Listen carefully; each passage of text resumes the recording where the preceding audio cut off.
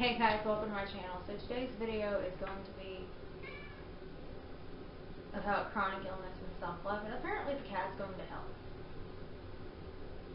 So this is actually the second time filming this video. I filmed it once. It was 2 hours long. I edited it out. I just wasn't happy with it. So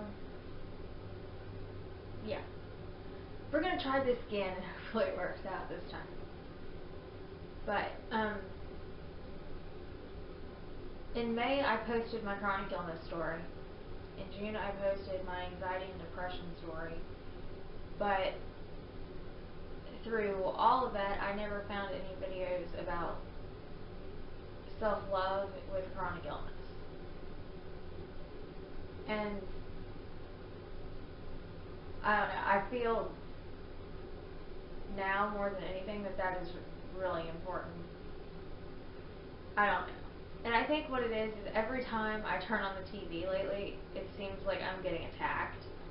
Simply because it seems like every other commercial is a commercial about the HPV vaccine, and all I want to do is scream at them and go, what the do you think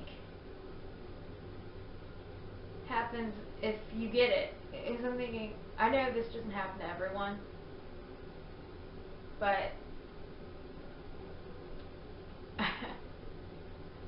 I feel like I'm being torn down by a commercial simply because they're trying to push it on everyone. And I see nothing wrong in vaccinating your children or getting the vaccination yourself, but I do think it needs to be out there that there are permanent consequences from getting vaccines. But with that being said, that's not really what this video is about. This is about self-love and how I have come to actually understand why that's important, even though most of the time I feel like I'm beating myself up or I'm getting beaten up by someone else. So I'm just going to jump right in. So first of all, if you haven't seen my chronic illness video, I will link that in the cards or in the description below. Same as my anxiety and depression story, that'll be in the cards or down below as well.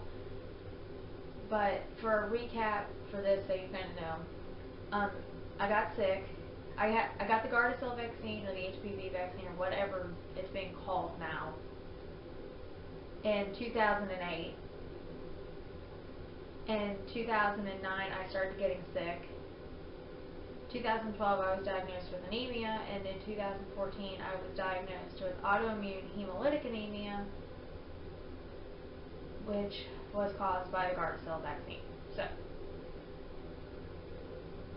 now that you're caught up on that, well, kind of, but I just wanted to jump right in. So, I've been sick for 9 years, and I'm not going to say that I was always accepting of me being sick. I'm not always accepting of me being sick now. It's just that over the last few years I've learned that if I don't accept this and love myself for who I am, I'm going to end up in a lot worse place, a lot worse of a place than I am now. But let's see. The self-love thing it's new to me. I know some people have been practicing it for years, but I didn't really get into it till like last year or at the beginning of this year when I decided that I needed to take this year to focus on me. So I started integrating some practices, and I started focusing on me and making sure that I had what I had to have in order to be able to care for other people. But that was the thing. It seems like everybody talks about how you have to take care of yourself with any illness, but it doesn't seem like it's spread around as much that you have to have some concept of self-love in order to correctly take care of yourself. Because everybody pushes, well, you take your meds and you get your rest and you do this when you have to and you do that when you have to, and yeah, but nobody pushes the fact that you need to be able to escape and take care of yourself, and on an emotional level and not just on a physical level. Because with a chronic illness, being able to take care of yourself at all, on any level, is hard.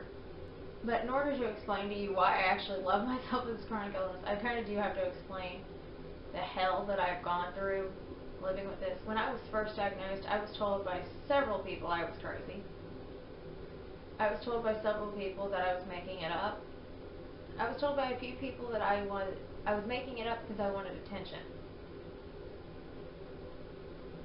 And then I have been told several different things, and most of them are mentioned in the chronic illness story. But you kind of got to look at it. When I first got sick, I was 16 years old. I was in high school, so everything that you go through in high school, I'm going through in high school with a chronic illness. So I'm missing out on the stuff that you look forward to. And if I'm not missing out on it, I'm spending the next how many days that I needed to recover from it. Like, I went to my junior prom, and I spent 4 days recovering from it. I went to my senior prom, and I spent a week recovering from it. But that may also have something to do with, I passed out the night before senior prom, but yeah. In all of this, I'm going through high school, I'm being told I'm crazy, I'm sick, and at that point, my depression is so bad that I didn't want to get out of bed. I didn't want to get out of bed anyway because I felt like shit. But I didn't want to get out of bed simply because I felt like shit, and because what was the point of getting out of bed if I wasn't going to be able to do anything? But I learned how to deal with it. It took a few years. Sometimes I still have a hard time coping with it. But over the last 3 years, I'm going to say, I have found ways to actually love myself and accept myself for who I am with this illness. And it wasn't until I was talking to a guy that I was working with about interviewing for another job position that I realized why I needed to accept that I'm living with this and accept myself for who I am with it. In 2015, I was talking to a guy and he told me, you didn't make yourself sick. You didn't ask for this.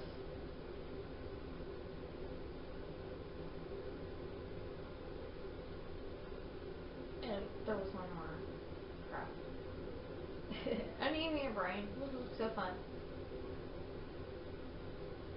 But with him telling me that, I kind of realized he was right. I didn't ask for this. I didn't go out and make myself sick. And it wasn't my fault.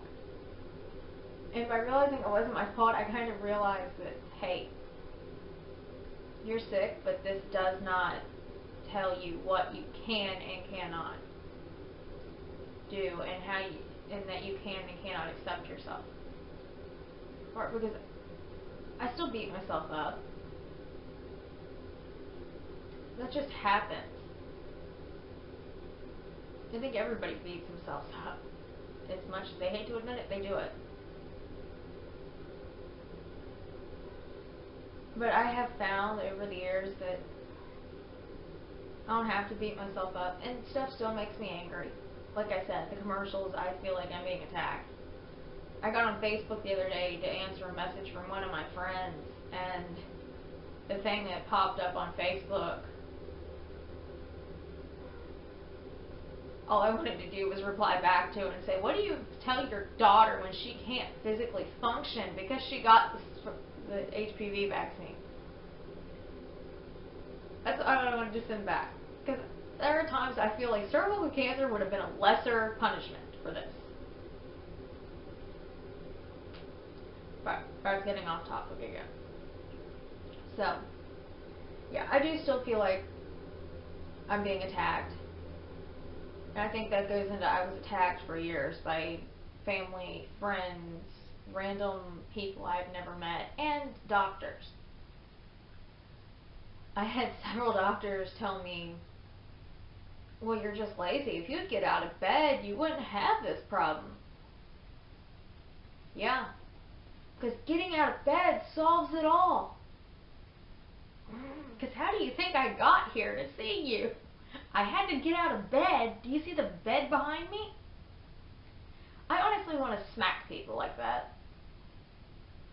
But, yeah. I haven't done it yet.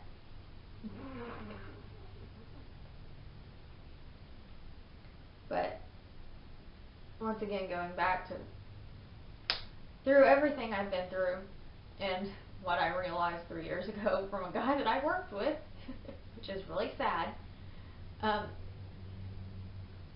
have found ways to love myself with this. And how I do that is, I know that I didn't do it to myself. Randomly decide one day that I was going to get sick and I was going to fake all these chronic illnesses for attention.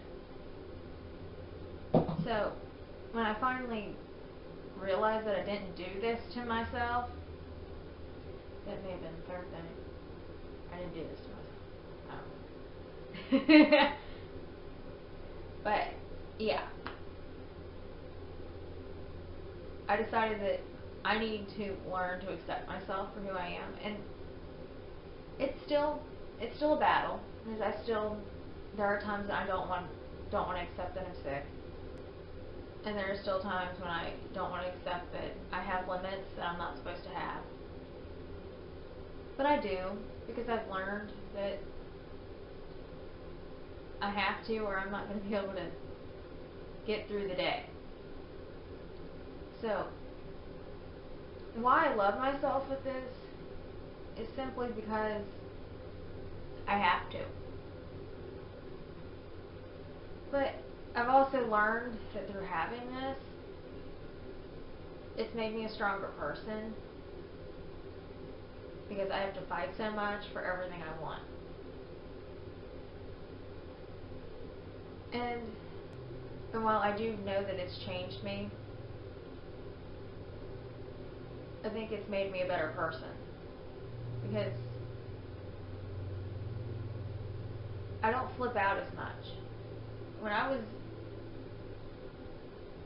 in high school, before I was sick, and sometimes even after I got sick, I would have breakdowns, simply because I couldn't handle something, or because something didn't work out my way. And through getting sick, I've learned that nothing's going to work out the way I think it is. Nothing's going to work out the way I want it to. And if I want it to work out a specific way, I'm going to have to fight for it. So, yeah, I don't have breakdowns anymore.